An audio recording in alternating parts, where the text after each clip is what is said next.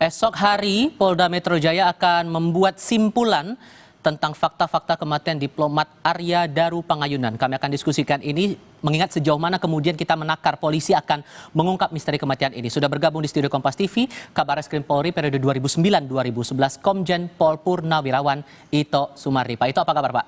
Malam. Baik. Terima kasih sudah mau bergabung dan datang ke studio Kompas TV kali ini.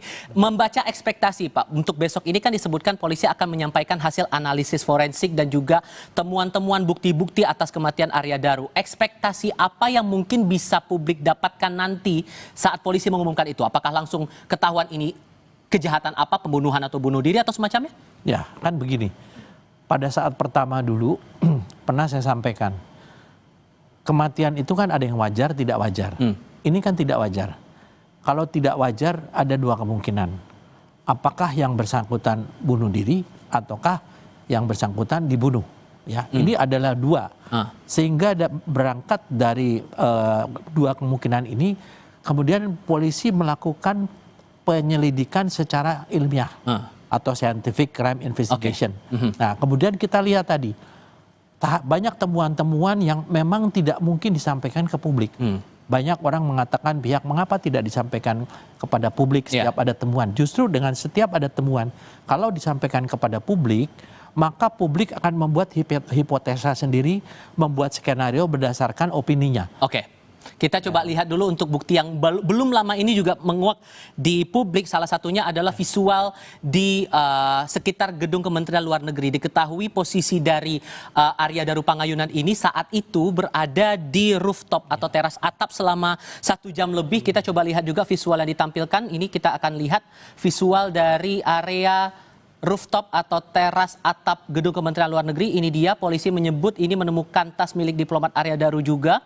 Dan yang kita lihat di sini adalah visual dari Arya Daru pada tanggal 7 Juli itu di pukul 21:43 waktu Indonesia bagian Barat dan berada di sana selama 1 jam 26 menit, Pak. Itu setelah posisi dia sebelum menuju ke indekosnya di kawasan Menteng, Jakarta Pusat.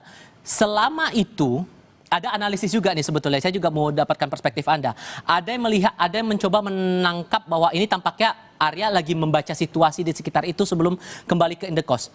Kalau Anda baca sendiri, ini tujuannya buat apa? Kalau analisis Anda? Ya, kalau saya melihat kan almarhum ini berada di rooftop itu kan setelah dari satu tempat. Tempat pusat perbelanjaan kan ya. Kemudian kembali di sana.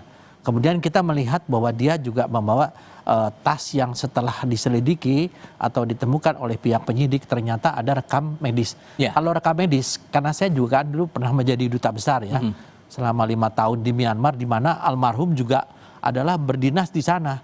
Jadi paling tidak saya juga menanyakan kepada teman-temannya pada masa lalu dan pada saat ini bagaimana yang bersangkutan kan. Ini sesuatu yang tentunya merupakan hal-hal yang mungkin perlu juga kita dalami. Kemudian kalau memang dia berada di rooftop, ada dua kemungkinan ya.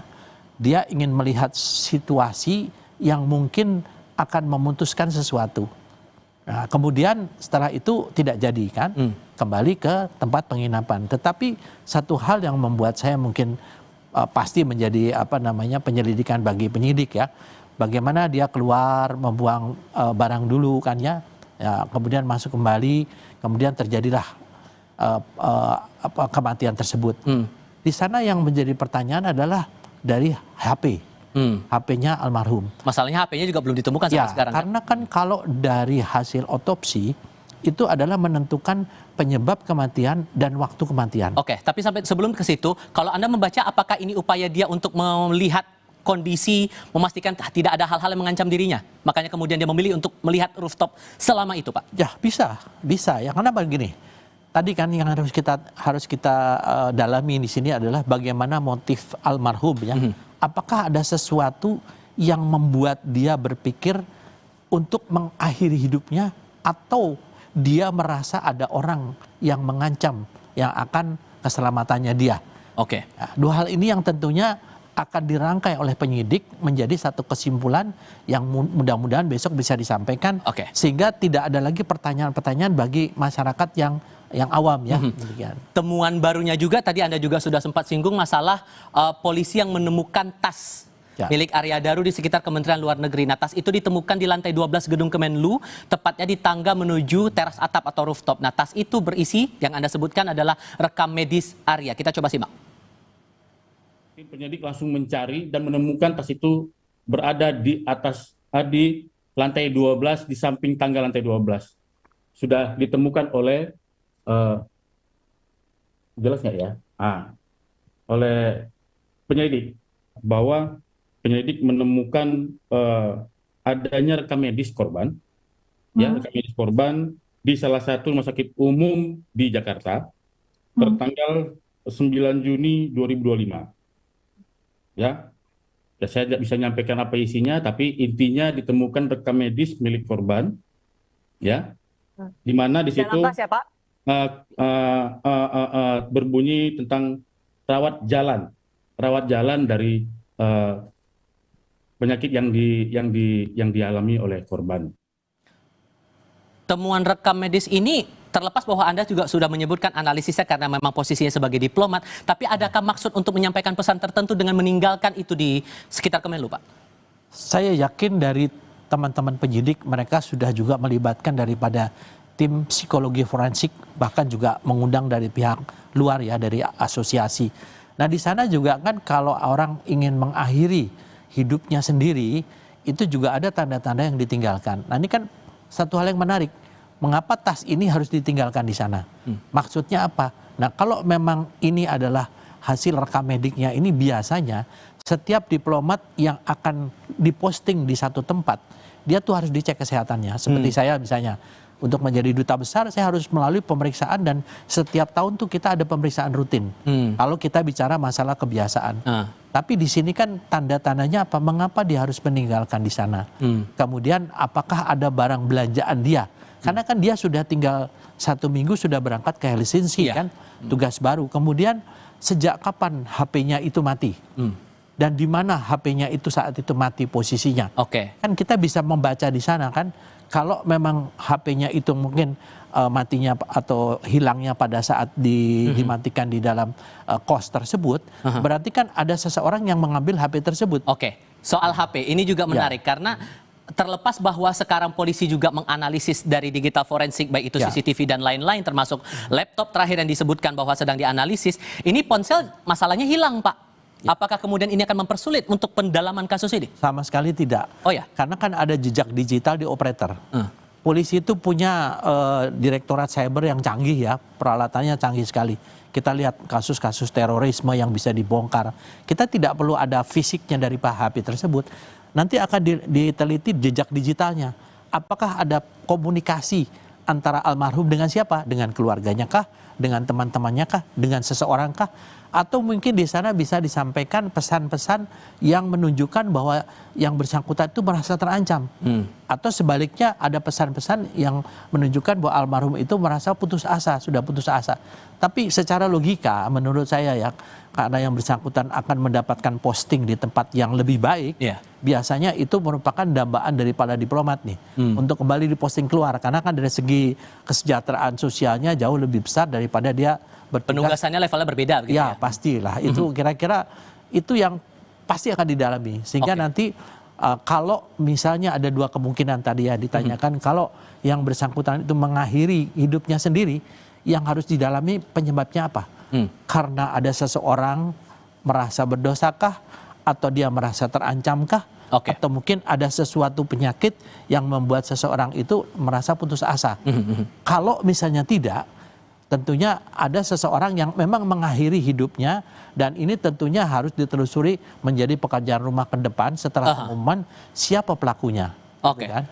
Termasuk juga yang menarik di sini karena selama ini kan kita melihat visual di CCTV sekitar Indekos hanya satu sisi begitu Pak, di area luarnya saja. Dan belum lama ini video amatir detik-detik penemuan diplomat Kementerian Luar Negeri Arya Daru Pangayunan yang lebih dekat lagi visualnya itu sudah beredar. Nah video ini menunjukkan saat penjaga Indekos ini menemukan jasad Arya di dalam kamarnya. Nah ini dia Pak. Yang Anda lihat ini sekarang juga saudara adalah kondisi saat penjaga Indekos masuk ke dalam kamar Arya.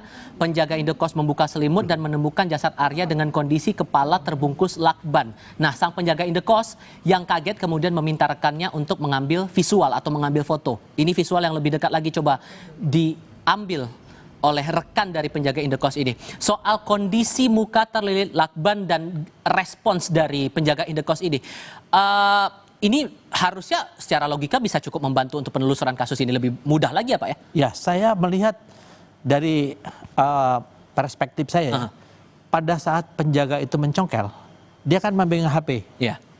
Dia melihat HP, kemudian dia masuk, keluar, temannya pergi kan, dia masih memegang HP. Kalau di sini kan dia tidak memegang HP.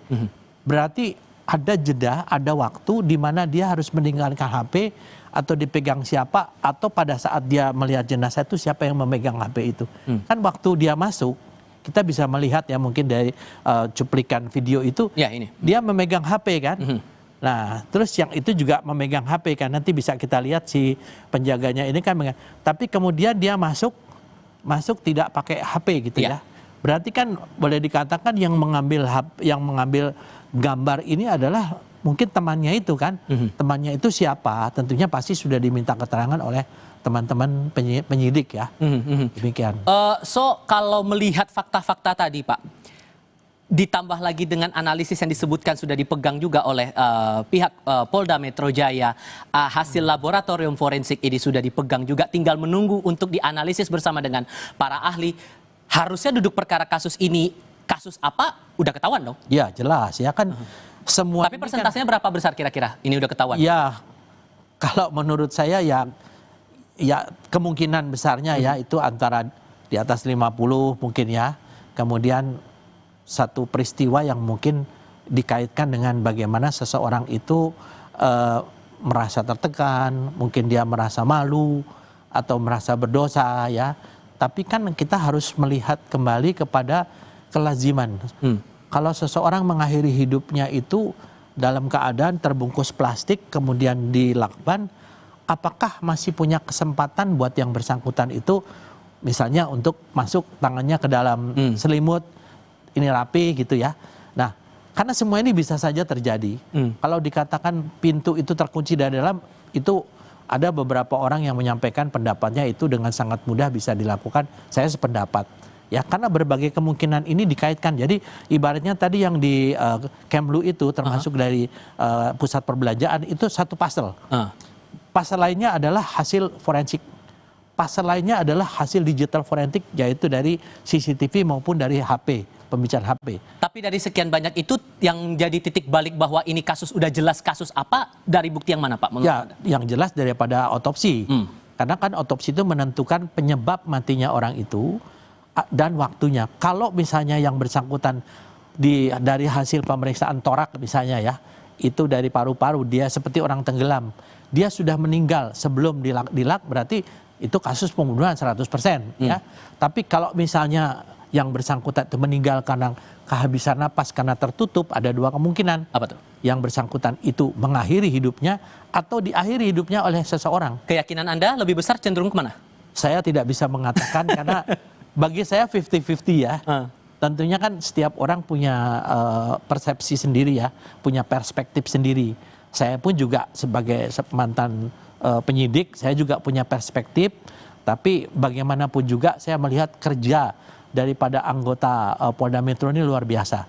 Kenapa? Dari jejak digital ini diikuti sampai mendapatkan rekaman CCTV yang ada di Kemlu. Itu diperoleh dari penelusuran jejak digital sampai dari satu pusat perbelanjaan, dia kembali ke sana gitu kan. Harusnya dalam 2 minggu proses ini yang telah dilakukan oleh polisi tidak membuat kasus ini jadi abu-abu dan berharap besok ada kejelasan di balik kasus ini. Pak Ito, terima kasih banyak ya Pak. Sama-sama, sudah mau berbagi pandangan bersama kami kali ini dan sudah mau datang ke studio Kompas pada malam hari ini.